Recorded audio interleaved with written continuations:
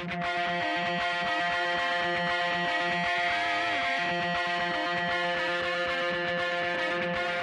listening to the Roofing Success Podcast, a show created to inspire roofing contractors to achieve optimal success in their roofing businesses. I'm the host, Jim Moline, the co-author of the book, Internet Marketing for Roofing Contractors, How to Triple Your Sales and Turn Your Roofing Website into an Online Lead Generation Machine. I'm also the co-founder of Roofer Marketers, the digital marketing agency for the roofing industry. On each episode, I'll be sitting down with industry leaders to talk about their processes, the lessons they've learned, and how to find success in roofing.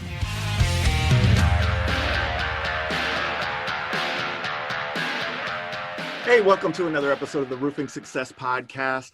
As always, please like our stuff, comment, share it, subscribe if you're on iTunes or one of the channels on our YouTube channel. It really benefits us and it benefits the spread of our content that we're doing for the roofing community. And today, we're going to talk to a hustler. We're going to talk to Dashaun Bryant. Dashaun has been a professional door-to-door salesman and has been coaching and training others to do the same for the last 3 years. And he really has put together some great content that I wanted to get shared with you guys. And so, Dashaun, how you doing today, man? I'm blessed, man. Can't complain. Appreciate you having me on the show today, Jim. Yes, yeah, I love you guys clips all the time, man. So it is an honor. I love your energy, man. I love your energy, and that's why I had to have you on the show. And so, for those of our audience that don't know you or haven't come across you yet, tell us a little bit about yourself and how you got started and why you got started in spreading the coaching kind of philosophy that you're doing. For the guys that don't know me, I've been in the door-to-door industry to be 6 years in February now, and I've been building the Roof Hustler brand for about 3 years now. And the thing that really inspired me, Jim, was I realized early in the industry that the roofing industry I'm gonna just go ahead and be frank about it. They suck at training. The roofing industry, they aren't the best when it comes to training. They usually take you out for 2 days and then they tell you you got it. That's exactly how I got trained. It took me out 2 days. They said you got it. I was blessed that I was blessed with the gift of gab. So my first week I closed 4 deals, like just naturally, no experience, no roofing knowledge, just closed 4 deals. And about 2 years into the game, I just kind of realized that I wanted to give people a head start that I didn't have. So I created Roof Hustlers and I created the YouTube channel, and I created to give guys free content, free information, free practical tips to take their game to that next level for my guys that didn't have the money, that's maybe new into the industry. Because if you're new into the roofing industry, it takes a while for that pipeline to start paying you. So I wanted to give those guys some information and practical tips that can take and use and implement and jumpstart their career so they didn't have to go through a lot of the struggles that I went through. I do this for the hustlers, man. I do this for the ground people, the foot soldiers. I do this for the guys that keep the bills on, man. So that's why I give it out for free. I just love doing this for them. That's awesome, man. One of the things that I came across that kind of when you hit our radar was you put together the 11 door-to-door roof commandments. Can you talk about that a little bit? What how did you come up with that, and why'd you put that out? So actually what inspired the 11 door-to-door roof commandment was my guy Eric Thomas. A lot of people know who he is, but his name E.T. the hip hop preacher. Yep. And he said that God gave us 10 commandments to govern us as humans. And he said most people don't have their own core beliefs and values that govern them on a day-to-day basis. So I sat down and I thought about it, Jim, and I was like, man, what are my principles when I'm grinding, when I'm hustling? So I sat down and I wrote them all out. And if you follow them, they all labeled number 1. I got that from Tim Grover, Michael Jordan personal trainer, because he believes when you put things in chronological order, they're not as important and stuff. So I labeled them all number 1. And I came up with my 11 door-to-door roof commandments, and they're pretty much principle-based strategies that leads to success. Has nothing to do with your feelings, has nothing to do with if this happens, then I do this. They all principle-based, and behind every principle is a promise. Behind every feeling is nothing. So they're very principle-based, and they get results. Let's talk about that. What is commandment number 1? So on the first commandment is always knock over ringing the doorbell. So we door-to-door salesmen. We're not doorbell salesmen. So I always encourage people knocking the door, and we do the dun, dun, dun, dun, dun, dun. The friendly knock is very welcoming. I've literally had homeowners, Jim, open the door and leave the door because they thought I was somebody that they knew due to that knock. So we always knock over ringing the doorbell. The next one is we always leave some information because sometimes we catch people at bad times. You know, we catch them coming home from work. They may be leaving to go out somewhere. So we just leave some information because roofing is a long-term grind. So it's always about planting seeds and being ready for your harvest. So that's why I'm big on leaving some information. This is one of my favorite ones. We don't attack people. We get to know people. Most sales guys go to a door and they just throw up on people. I try to tell them you should be more focused on being interested than being interesting. So we put our focus on the homeowners, ask some questions, get to know them, find out where they're from, things like that. We don't have to be nice, only respectful. A lot of new guys come into the industry and they so focused on being nice to people. So focused on being nice. And sorry about that, Jim. You're all right. You know, I'm a stay-at-home dad. I got my gang with me today. So, 1 second.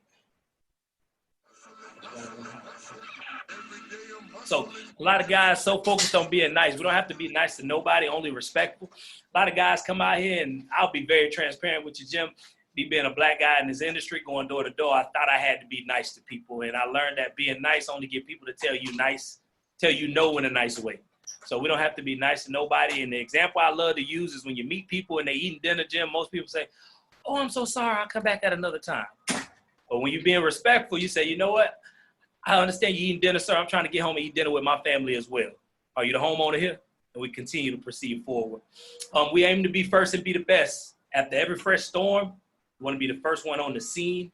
We had a storm hitting Orlando this year, 2.5 inch, 3 inch hail, Jim. We was on the scene, the first guys on the scene the next day. We closed 80 deals in a day. 80 deals. And being the best, if you can't be first, you just want to be the best dressed, best communication, best company. Just look the part. You just want to separate yourself from the competition. We don't prejudge roofs. We don't got the right to determine whether somebody needs our help or not until we get up on the roof and find out if they have damage or if they need help. And then I take it a step further, Jim. I tell everybody, it's not about the roof, whether they have damage or not. It's about the opportunity that comes behind that door. I've met homeowners whose houses don't look like they need help, but they own 8 other properties. So, you know, it's not about that immediate house. It's about the opportunities that come with it. We knock until the sun go down. Point blank period. If you don't got no deals before the day over, man, you go out there until the sun go down. Don't let a time tell you when to go home. Let the sun tell you when to go home. If the door open, we keep talking. One thing I love to tell people, Jim, is I don't believe people change their mind, but I do believe people make new decisions based off new information. So if the door open, we keep talking. We keep giving them information that's going to inspire them to take some action. Because like I let everyone know, Jim, our goal is never to convince somebody to do what we do. They either want it or they don't. Because if I got to convince you, I'm going to have to convince you to give me a check. I'm going to have to convince you to do all these things, and I don't want to do that type of business. Assume the sale or lose the sale. That's like a key principle in sales. We just always want to assume somebody got what we got what we want. We got to assume they want it. Because if not, now we in begging, now we pleading, and we never want to be in that position in sales. 5 no's before we leave the door. A lot of guys believe in 3 no's. I believe in 5 no's. I believe once you get to that threshold of awkwardness, that's when decisions start being made. That's when, you know, people feeling uneasy. So that 5th no get people pretty uncomfortable. And last but not least, man, customer first, you second. Always put the customer first. If it's not in your homeowner's best interest, we do not move forward with claims. Quick story, I met a homeowner one time after Hurricane Irma. She had a $5,000 deductible. She was a widow. She was on a fixed income. You know how many guys I know, Jim, would have financed that deductible? Oh, we could just finance $5,000, no big deal. I told her to wait. Let's just wait until a new storm. I met her in September. A new storm didn't happen until March. Signed up in March. She only had a $500 deductible for a standard all other perils deductible. And they paid out so good for the roof, we was able to even help out with a deductible. She walked away paying nothing. So, you know, customer first, you second. Nice, man. And those are my 11 door-to-door roof commandments. I believe if you live and breathe and die by them, they will yield you success in this industry. And that's really what I like about all that you're saying. You're living by these principles on a day-to-day basis. Every time you're knocking on the door, you're living by these principles. And so I think a lot of people don't have that kind of that strategy or that overall implementation of something like that in their business. They don't know why or how they're doing things a lot of times. One of the things that you had mentioned in the Roof Commandments is you're always leaving information. Can you go into a little bit more about like what you're leaving? What are you trying to, what's the goal with leaving that contact information? Are you following up on that leave? Yeah, so when I say leaving information, we always want to leave a business card. We always want to leave a door hanger. And on top of just leaving physical information, we want to leave them with good practical information. We want to educate our homeowner. It's a great book called The Sales Without Pitching Manifesto. And I love one of the things that they break down is called the new way of selling. And the new way of selling is we educate the unaware and we inspire the interested. So when I'm leaving some more information, what I'm doing is I'm informing them on some things that they might not be aware of. I'm educating them on some things so I can give them enough inspiration to take some action. Even if it's not today, maybe it's a week or so, maybe it's a month or so, but I gave them so much great plethora of information that I stayed on their mind and they called me back down the road. And I think that's a great thing to touch on because, and you kind of mentioned it a little bit, what you're doing there, door to door is I think of as hunting, right? You said hunting? Hunting, right? It's definitely hunting all day, lying all day, baby. That's right. But what's different about the way that you're approaching this is that you're planting seeds at the same time that you're out hunting. So you're starting your farm while you're out on your hunt. Exactly. Right? It's a Chinese proverb that says, if a man works hard, the land will not be lazy. So any day I'm out knocking doors, it's not always about closing the deal that day. It's about planting seeds, harvesting the land, taking over the territory, getting my face known, allowing people to know who I am, giving them great information, leaving them with great experiences, great interactions. That way, when a new storm come through, I'm the guy. That's right. And that's that, as a salesperson in roofing, sometimes that's a little bit harder to get is brand awareness, right? You are your own brand as a salesperson, along with the company that you work for has their brand. So I think that gets missed with a lot of salespeople is building their audience, farming their areas, right? Building their brand within that. Because I tell people you're a business within a business. Yeah. You're a business within a business. You should be growing your business daily. Yeah, you work for commission. You are your own business, right? And you want to develop that in a way that if things didn't work out with the company that you were with, that you could take what you've built somewhere else if that had to happen, right? Exactly. And that's awesome. One of the things that you had mentioned in that is providing new information to people, information that they don't have, right? That's part of your principle and part of your process. Let's get some actionable steps there for what someone could do to as far as what is the best information that you found to put in front of people. That's new information. Down here in Florida, typically I got a script that I use, and I know a lot of sales guys that they try to handle every objection before an objection appears. I'm the opposite. I like to spar. I like to dance at the door.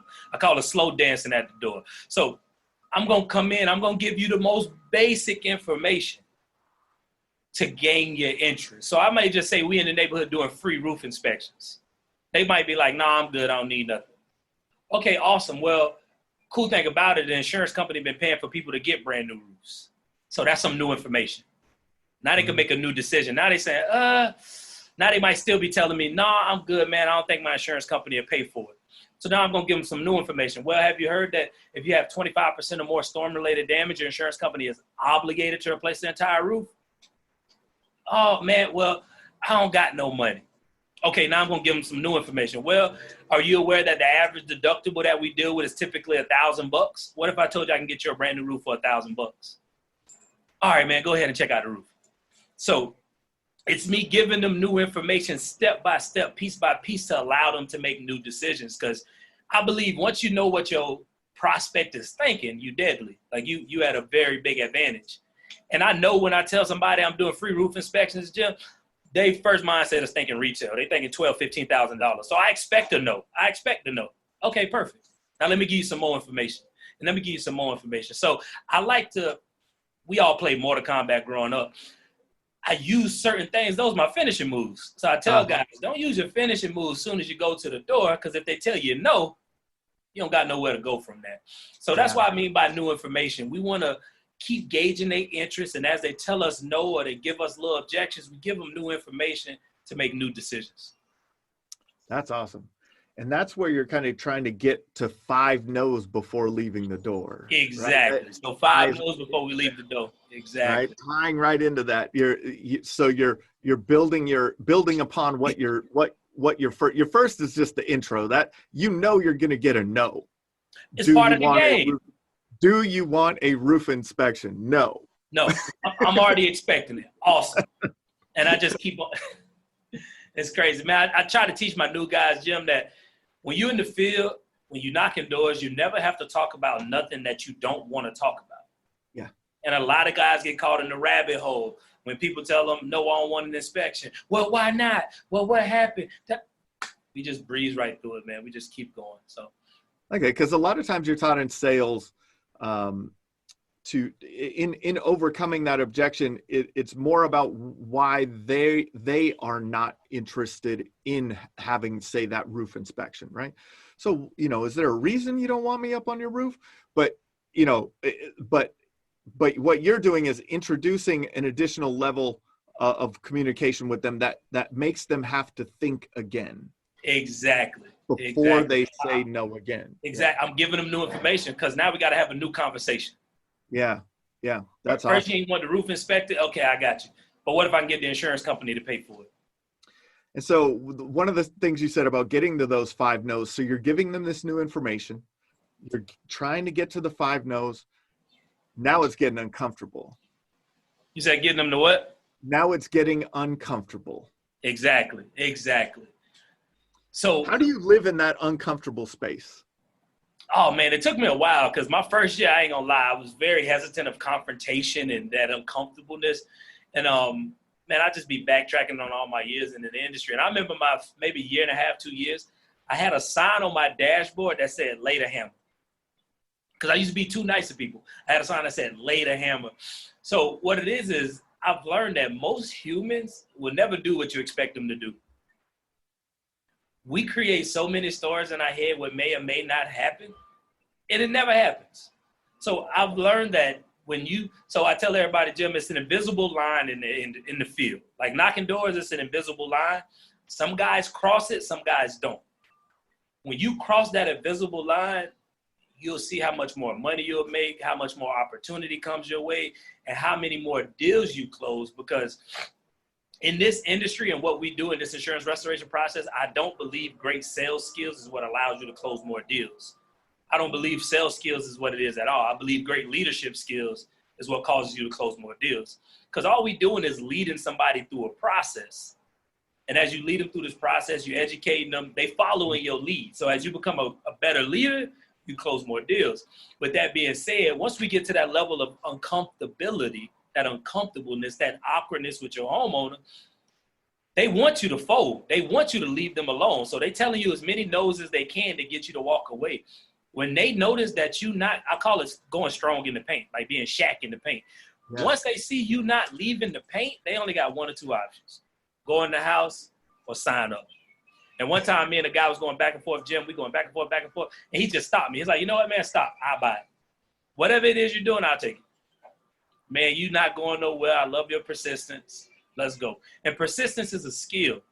A lot of guys got to develop that skill. So once you develop your persistence, once you get your information in order and you stand in the paint and you deal with that uncomfortableness, the sky's the limit.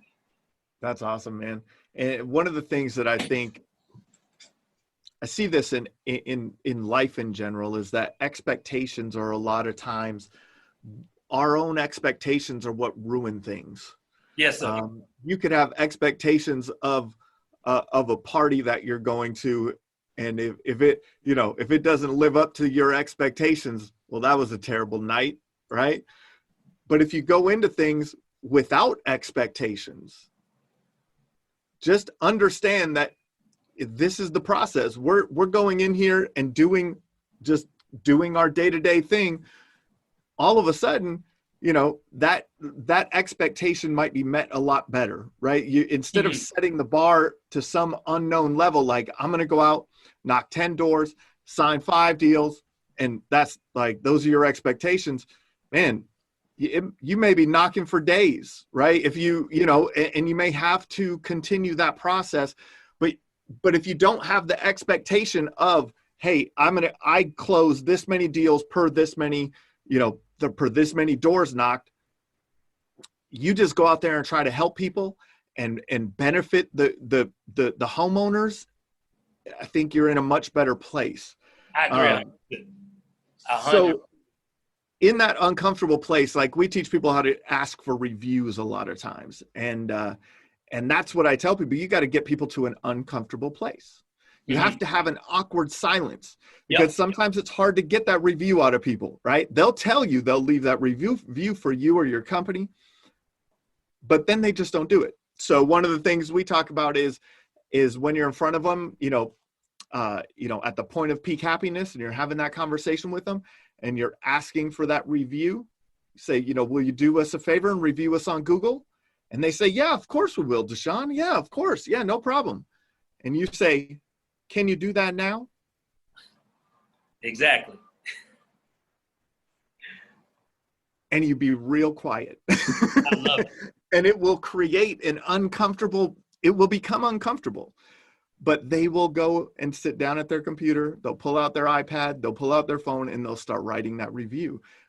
It's more likely, right? And so being uncomfortable is part of it, right?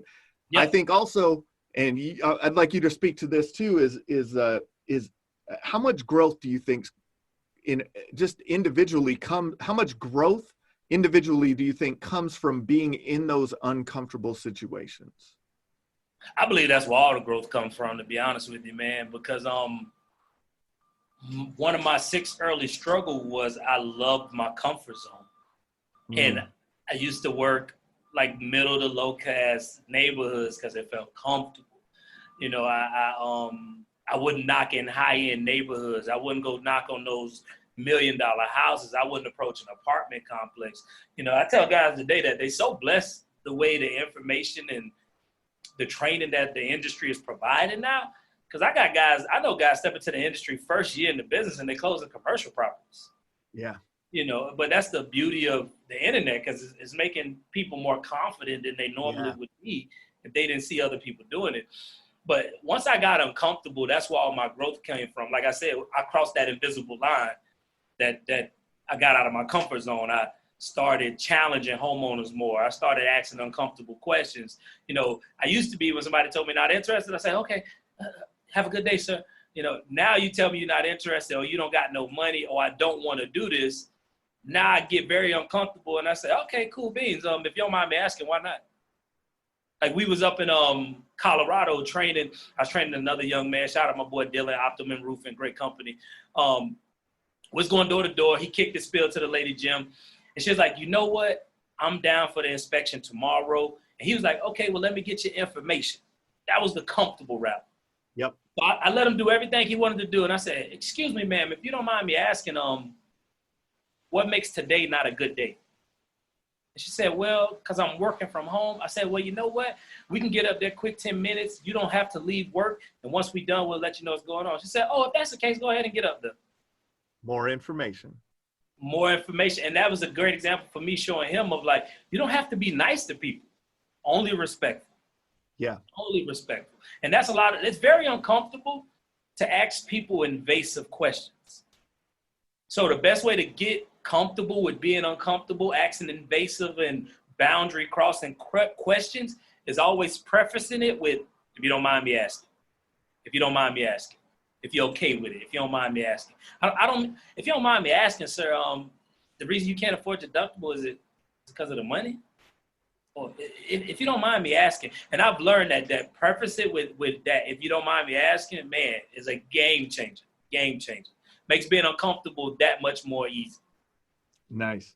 And I think that comes from from growing up in the South there, Dashaun. That you got that Southern charm. It's like the bless their heart, right? It's Yeah, the yeah. nicest. Every homo I meet, I say, hey, man, you have a blessed day. Like, every time I'm done with them, you be blessed, sir, you have a blessed day. And everybody, like, when I go up north and train, I can just, people say, I know you're not from around here. It's the funniest thing down south. My wife's grandma's from North Carolina, and she always, it's, if you want to say something mean about someone, you just have to say bless their heart in front of it. And That's it. So when you want to get past another uncomfortable, into an uncomfortable situation, you just say, hey, if you don't mind me asking, right? That's Southern charm, right? Asking, man. Yeah, if you don't mind me asking. So don't mind. Yeah. That's right. And most of the time they won't mind. They don't. Most of the time they don't have a choice, that you're going to ask the question anyway. I'm going to ask it regardless. I just want it to sound good. That's all. That's right. So when you're out, I know you work a lot of storm damage restoration, right? Yes, sir. So I want to get your input on what do you look for in say searching for the best neighborhoods to get on the ground and start knocking? Oh, that's a great question, because a lot of guys ask me that question, so I'm glad we get to cover that. So like I said, I'm very principle based with the grind. It's very strategic, scientific. There's no gambling in the way I hustle. I always know how it's going to turn out. Sometimes it don't always turn out, but I got a good idea. But I believe in going where you celebrate it, not tolerate it. So what do I mean by that? I like to work 15 to 20-year-old neighborhoods. I like to be in areas where I know people are thinking about a replacement, or they got replacement on their mind, or they're in a neighborhood where when it's old and you tell them you can help them get a new roof through the insurance, they're more likely to accept the opportunity because they know they need a roof. And that came from, like you said earlier, being a business within a business. My first year in the industry, my company used to suck at putting me in good neighborhoods. So I got tired of it, Jim. So I sat down with my hell swath and I got on Google Maps and I just Googled neighborhoods. I would Google the street name. It would pop up on Zillow. They would tell me the date they would tell me the year the neighborhood was built. And I just started making a list of neighborhoods and I would label them. I would make them from oldest to newest. And the beauty about this industry is every year we get a new market. Like we just hit 2020. Now we can work neighborhoods built in 2005, 2006. And I remember 3 years ago, I wouldn't dare touch a 2006 neighborhood. But now it's opened up. So I just decided to take that ownership because I like to encourage guys into this industry. Take ownership early. Do not come in here acting like a standard employee. Do not wait on your boss to tell you what to do. You got to figure out how to create $1 million+ type of business every year. And one of the keys to making sure you do that is being in profitable neighborhoods, being in places where people excited to see you. Even though you door to door, when you tell them to get a new roof, they say, wow, we just been talking about getting new roofs, and you can get the insurance company to pay for it. So I highly recommend guys get in neighborhoods 15 to 20 years old. If you blessed and live in a place like Colorado, it don't matter because it hails everywhere. So you could go in any neighborhood in Colorado. It don't matter. But here in Florida, our hail is very selective. That's the best way I can put it. Yeah. Same areas get hit with hail every year, the same areas. Tampa, we barely get anything. So over here, you want to be in those 15 to 20-year-old neighborhoods where the roofs are getting older, easy to replace, unrepairability, 25% rule, just good damage over there. Nice. And when you're, so you're looking for those neighborhoods, and then inside of those neighborhoods, we had a conversation before where you're actually, kind of looking for the right homeowner in that neighborhood. Yes, sir. Because so I believe you run into 3 types of homeowners while we're knocking doors. I did a YouTube episode on it, but I think it's a game changer. Well, I know it's a game changer when you're aware of the type of person that you're talking to. Because you ever heard the DISC assessment, Jim? Yes. Exactly. None of us are the same. We all built different. But when I first got in the industry, I used to treat every homeowner the same. Now I know how to register them. I know how to read them. I know who I'm talking to. So the 3 homeowners we got the owl. Like the owl, OWL. Owls, they're informative. They detail oriented. They gonna ask you a lot of questions. With an owl, they're more focused on the why, Jim. They focus on the why. Why would my insurance company pay for me to get a new roof? Why are you guys going door to door? Like, they're going to ask those why questions. But the thing I love about an owl is they always going to let you get through your script, and they always going to let you say everything you need to say, because all they doing is reading you to see if you're an expert. They just want to know if you're great at what you do, because if you're not, they're going to say, give me some information, I'll call you. If you're good at what you do, if you're on point, they'll sign up every time. But you got to be aware of that when you hit that door and that person asks you all these questions. No, they're not a nagging homeowner. They're an owl. They need that information to feel secure by making the next decision. And then we go from the owl to the golden retriever. Golden retriever, that's that happy-go-lucky homeowner that's going to talk your ear off. They're going to have a conversation with you about everything but what you're selling, and they want to be your friend. They say yes. They just wagging their tail. They happy. But the thing about those golden retrievers, you got to be aware, because if they told you yes, they probably done told other people yes. You know, and they probably just want the inspection, Jim, but they might not necessarily want to move forward. So when you're dealing with that golden retriever, you got to be very specific, very direct, very straight, not straight to the point, but listen, this is why I'm here. This is what I want to do for you. This is how I can help. Is that something you're interested in? If not, cool, we could be friends, but I don't want to sit here and conversate with you for a long time. You know, and they're gonna smile, they're gonna be nice, but you just got to make sure that they're not, blowing smoke up your butt, Yeah. And then the third homeowner is the bulldog, man. That's the guy that usually will stop, I would say 80% of door-to-door salesmen. I believe it's a small 20% that know how to deal with bulldogs. And the bulldog is that guy that comes to the door and say, what you want? What you want, man? What's up? What you doing? What you want? And with bulldogs, the thing I love about them is you got to give them the big picture. You got to tell them how you can help them and what's in it for them. So anytime I get a bulldog, I don't go through my script. I say, hey, we've been out here helping people get new roofs. We get the insurance company to pay for it. Have you had somebody out here to check out the roof lately? Told them what we can do. Told them what's been going on. Have you had some? And the thing about a bulldog is, versus the owl want to know the why. The bulldog want to know the how. How you do that? You can get my insurance company to pay for my roof. How you do that? And then you break it down to them. And once, the thing about the bulldog, they love to save money. Once you show it what's in it for them, they all about it. Bulldog's all about it. But you got to get past that first barrier of what you want, what you doing here. And most guys can't get past that. They try to build rapport. They try to crack a joke. Bulldogs ain't going for none of that. They don't care about none of that. They want to know why you here. How can you help me? And if you can get that information out in a timely manner, and then in a way that it's interpreted and received the right way, you can get a bulldog all the time. I used to hate bulldogs. Now they're my favorite people to work with. Nice. And that's what happens when you crack the code sometimes, right? When you look, or we'll just say when you develop the skill. Yes, sir. Right? When you develop the skill to deal with that situation. So let's do a little bit more digging here. When you are talking, now you're at the door, you're trying to get to those 5 no's, you hear a why. What's kind of the next line of questioning that you're going on for that owl versus the golden retriever or the when I'm dealing with an owl and the owl say, well, why would my insurance company pay for me to get a new roof? And then that's when we give them some new information so they can make a new decision, which is, well, I don't know if you're aware, ma'am, but in the state of Florida, if you have 25% or more storm-related damage, your insurance company is obligated to replace the entire roof.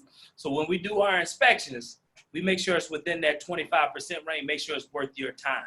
That's why they would pay for you to get a new roof. And the reason why your rates wouldn't go up or you'll be dropped because you're protected by the act of God law, which means your insurance company can't raise your rates or drop you in the event that you file a claim against storm damage, because there was nothing you could do to prevent that damage from happening, ma'am. So that's how we want to tackle that why. And then they're going to ask you what type of products you use and all those things. And if you're not seasoned in the game, I want to give y'all 1 or 2 ways to handle that. If you seasoned, handle it. Show them you're an expert. Show them you're great at what you do. Educate them on the shingles. If you not seasoned and you're dealing with an owl, retreat. What do I mean by retreat? You know what, ma'am? I don't know the answers to that question right now, But I will, if you give me time, I'll find out that information. But what I'm here to do for you today is inspect your roof and get the process started with you. Now, when I come back out, I'll get all that information pertaining to the shingles for you, but I don't know those answers, which is what I believe one of the reasons why people buy, which is, honesty and transparency. Honesty, for sure. And that, I think a lot of people, especially in sales, they want to have an answer to every question. Mm-hmm. And that's a terrible thing to do. I tell new guys is to say the wrong answer. Take advantage of being the new guy, because you only get to be new once. Because when I go train Jim, man, I go to talking and people know. They're like, okay, that's the guy. I can grill him. I can do this, do that. So I tell the new guys, take advantage. Man, I always recommend telling somebody you don't know versus telling a white lie to get a deal. Yeah. Who's your favorite? You said the Bulldog's your favorite now? Now, yeah. I like dealing with Bulldogs, yeah. So now the Bulldog comes to the door. What do you want? What are you doing here? Yep. That's them all day. Now, when you're asking, you're getting to those 5 no's with the Bulldog, what kind of, phrasing are you using in your communication? So with the Bulldog, I always like to go big picture. So when they come to the door, they're going to say, what's up, man? What you doing? What you want? First thing I'm doing is, hey, my name is Dashaun. We've been in the neighborhood helping homeowners like yourself get brand new roofs. Cool thing about it, we've been getting the insurance company to pay for it. Have you had somebody out here to check out the roof lately? So I'm giving them what we do, which is we've been helping people get new roofs. We get the insurance company to pay for it. We out here doing free inspections. Have you had yours inspected yet? With the information that I provided them with up front, they got enough to make a decision or at least ask me a question. Because with the Bulldog, I want to get him engaged because he already guarded. He don't want to talk to me. He don't even want me at his front door. So by asking that, by giving them the big picture question in that scenario and sequence, he going to ask 1 or 3 questions or 1 or 2 questions. How the insurance company paying for it? How you doing that? Or he going to say, no, I ain't had it inspected. Or he going to say, getting people new roofs. What you talking about? And that's all I need him to do is continue the conversation. I don't necessarily need an answer. I just need enough to where I can get to the next phase, which is, boom, telling them how he can save money. What if I told you, man, I can get this roof for $1,000 if that's your deductible? $1,000? What I got to do? And then boom, So the purpose with the way you give the Bulldog the big picture script is just to get him to get interested, to ask you some type of question to continue the interaction. Nice. And then you have that golden retriever who's inviting you in for coffee. They want to sit down with you. And they want to talk about their day. All day. You got to set boundaries with golden retrievers, man. You got to tell them you got to go. As much as I love talking to you, I got people I got to go help. But the most important thing with a golden retriever is they going to let you get on their roof. They going to say yes. Like those people that say yes before you even done with your pitch. Hey, we in the neighborhood? Yeah, go ahead and get up there. So most sales guys, what they do, Jim, because they emotionally immature. What do I mean by that? They get excited by yeses. Yeses get them excited. Oh, he said yes. You got to be emotionally mature enough to hit a yes, but throw it to the side and realize he don't even know what I'm doing or how I can help him, and he said yes.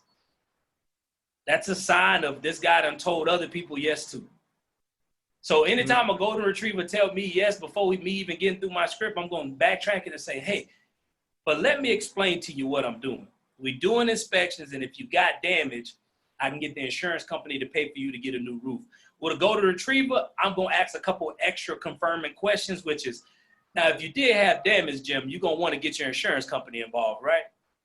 Because if I get up there and you got damage, I want to help you take this to that next level. I want to get this roof paid for. That's something you're interested in, right? And if he's on the fence, I won't inspect his roof. Yeah, because you want to qualify that prospect from that point. Yes, especially a golden retriever, because you could be chasing them for months, man. Chasing them for months. And not saying that we're not here to service and take care of everybody, But homeowners know when they want to do this or not. And I don't think it's fair for them to say, inspect my roof, for you to get down and say, oh, well, I want to think about it. You have plenty of time to think about it, man. Yeah. So that's a lot of great information for people. And I think you have a good way of breaking that down into the different types of people and how you can, identify those people while you're at the front door, right? Because you got to make split second decisions. You got to be on your toes. Yeah. What you want? Oh, bulldog here. You know, when she asking a little bit more questions, okay, I got an aisle. I'm good. I can slow it down. I don't got to rush it. You know, so. Yep. Nice. And so in that, each of these people probably buy for different reasons, but why do you feel that, why do people buy at all? Or what are your thoughts on why people buy? It's a little bit different what I believe. I believe people buy because of 3 reasons, which is honesty, transparency, and authenticity. I believe honesty within this process is so key. I believe a lot of guys lie to get deals.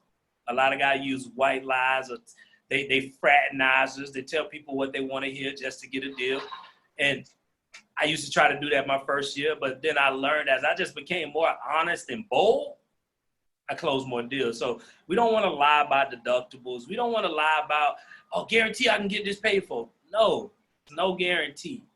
But I feel confident with the damage that's up there. It's worth getting your insurance company out here. Transparency, man, letting your homeowners be involved in this process with you. So it's you and your homeowner versus the insurance company versus your homeowner and the insurance company versus you. When you transparent, y'all on the same side. What do I mean by transparent? Including them on emails, including them, with every bit of information that the adjuster may be saying, letting them see your exact estimate, explaining to them why that estimate is so high or what this line item is, just being fully transparent with people, because people want to know what you know because they don't know nothing about this process.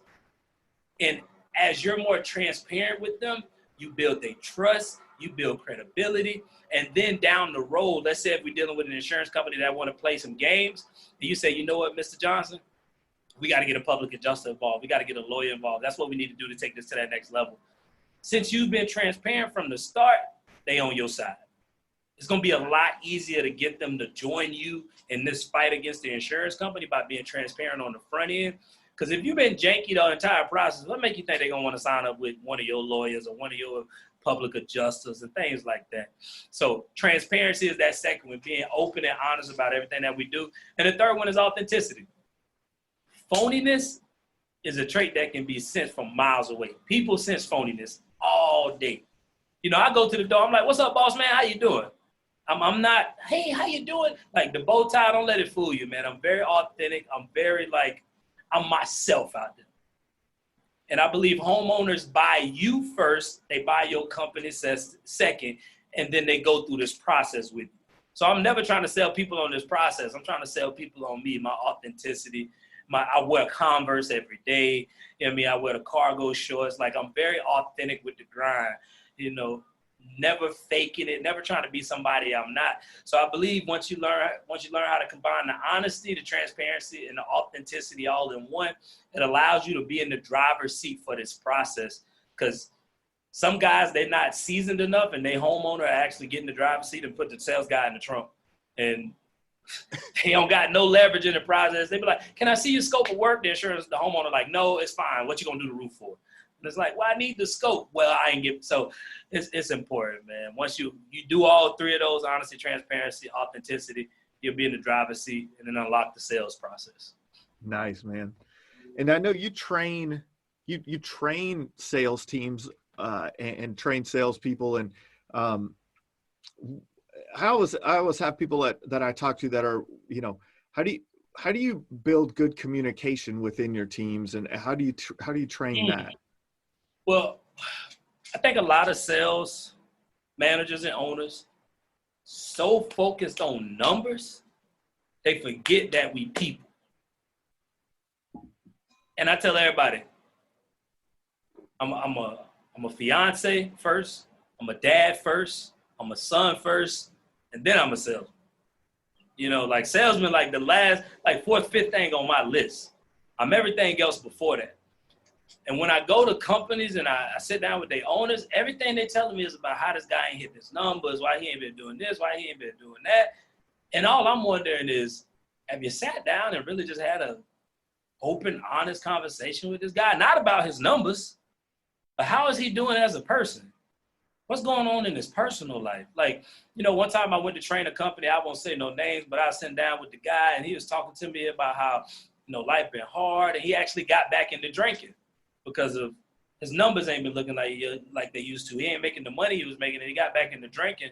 And I took it to his manager, his owner. I say, hey, are you aware that so-and-so been drinking more? He's like, nah.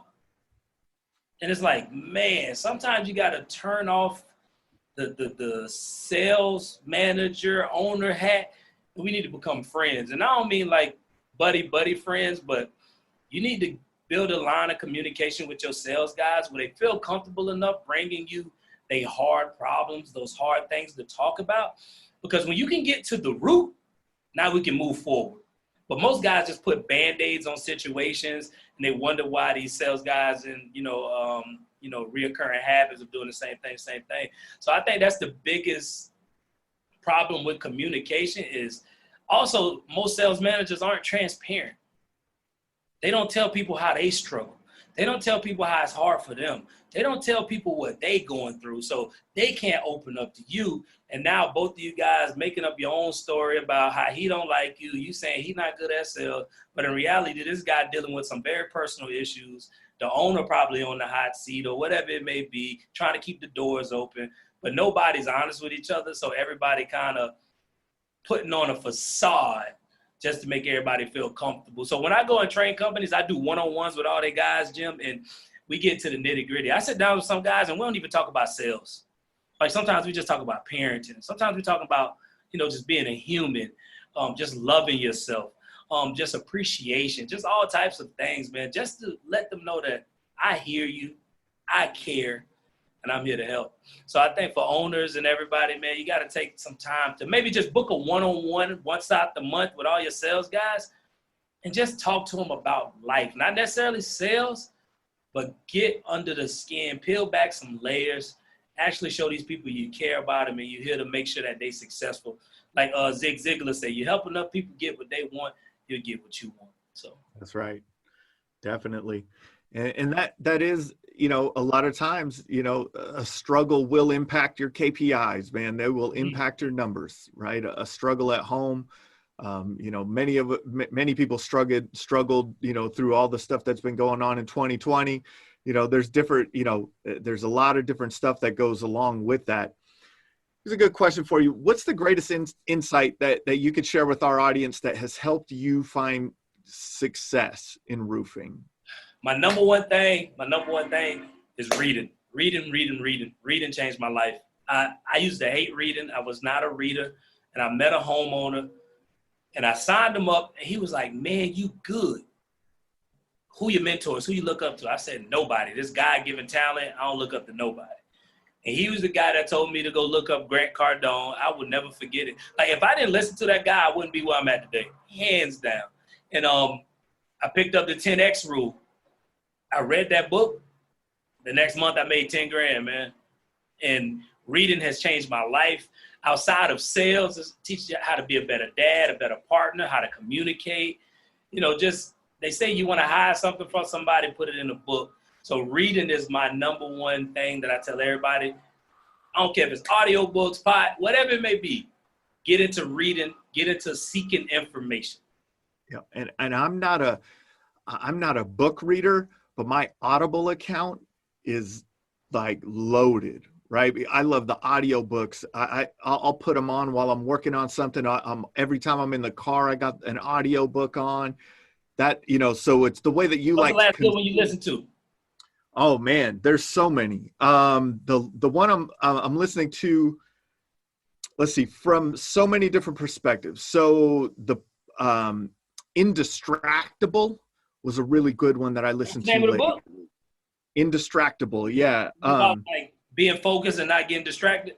That's right. How to control your kind of how to control your focus I'm gonna go read in that regard. And that one was a lot of it is about the distractions that we have in communications and today, you know, on the phone and things like that, and how to be in the moment with things and how to focus on things a lot. And that was a really good one recently that I would highly recommend for sure. Definitely. What's your top three? What's top three? Man, that's tough. But if I had to say my top three, I would go my number one, The Greatest Salesman in the World. I think everybody should read that book because it's principle based. And once you get those principles in line, it's next level. Many Communicate, Few Connect by John C. Maxwell. Because as you learn how to connect with people, sales gets so much easier, man. And then I would say last but not least, it's tough, but I got to throw it in there, Think and Grow Rich by Napoleon Hill. That is like one of the ones. All classics. Classics. Oh, man. Yeah. Great books. With your hustle, have you heard of David Goggins? Can't Hurt Me? I'm going to read that one next, man. What it's called? You Can't Hurt Me? Yep. That one really is something like that man's drive. His mindset is crazy. Mindset is crazy. Yeah. Any additional nuggets or wisdom that you'd like to share with the audience? I just want to let everybody know, man, we're in the fourth quarter. This is the time to double down. It's holiday season. Most people take their foot off the gas now. This is the time of year to get ahead. This is the time of year to pass all of your competition. Please, if you want a great February and March, it starts in the fall. It does not start in January. So finish this year off strong. Do not get caught in the holiday hype. Yeah, take your Thanksgiving off. Take your Christmas off. You know, whatever it may be. But these next 90 days got to be balls to the walls. Do not, head down. Don't look in the rearview mirror. Just go forward. Finish the year strong. That way you can have an amazing January, February, March from all the work you put in now. And then last but not least, man, just be grateful for what you got. Appreciation gets you more things. Gratitude gets you more things. I know guys that go out there and close one deal and say, oh, only close one deal. Be great because somebody went out there and closed nothing. So, and develop that hunger. Stay hungry. Stay dangerous. What do I mean by stay dangerous? Play the game on offense. The Falcons lost to the Patriots because they played not to lose. If they was playing to win, Tom Brady wouldn't have these 6 Super Bowl rings. So I'm telling you, stay on offense. Do not get comfortable. This is that fourth quarter where everybody let up. This was time to double down, get focused, and finish the year strong, man. Because, I do it for the hustlers. I want to see my hustlers winning out here. Awesome, man. How can people find you, follow you, watch what you're doing? Pretty self-explanatory, baby. Instagram @Roof Hustlers. You can shoot us over email, roofhustlers@gmail.com. Facebook is Dashaun Bryant. And YouTube as well, Roof Hustlers. That's where we got our trainers, our teaching. Roof Hustlers YouTube more teaching, Instagram more mindset, perspective, insight. So if you want that motivation, Instagram the place to go. If you want that information, YouTube the place to go. And please DM me. I love connecting with the community. I ain't Hollywood like some of these guys, man. You write me. I love to talk to y'all because, like I said, I do it for the hustlers. And as always, man, hustle hard, hustle smart. Don't be afraid to poker. This has been another episode of the Roofing Success Podcast.